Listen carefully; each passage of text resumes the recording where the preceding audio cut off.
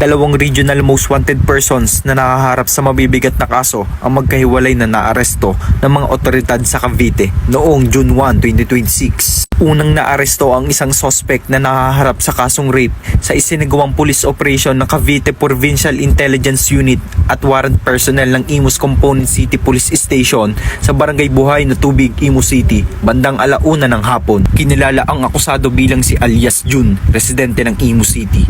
Siya ay inaresto sa bisa ng warrant of arrest para sa kasong rape sa ilalim ng Article 266 A and B ng Revised Penal Code. Ang warrant ay inilabas ng Regional Trial Court Branch 4 ng Imus City noong May 29, 2026. Walang inirekomendang piyansa para sa nasabing kaso. Samantala, bandang 3:00 ng hapon, matagumpay ring naaresto ng mga tauhan ng Bacoor Component City Police Station ng isa pang regional most wanted person sa Barangay Bayanan, Bacoor City. Kinilala ang suspect bilang si alias Rafa, residente ng Barangay San Isidro, Cainta, Rizal. Siya ay nahaharap sa kasong trafficking in person at naaaresto sa bisa ng warrant of arrest na inilabas ng Regional Trial Court Branch 119 ng Bacoor City noong March 4, 2026.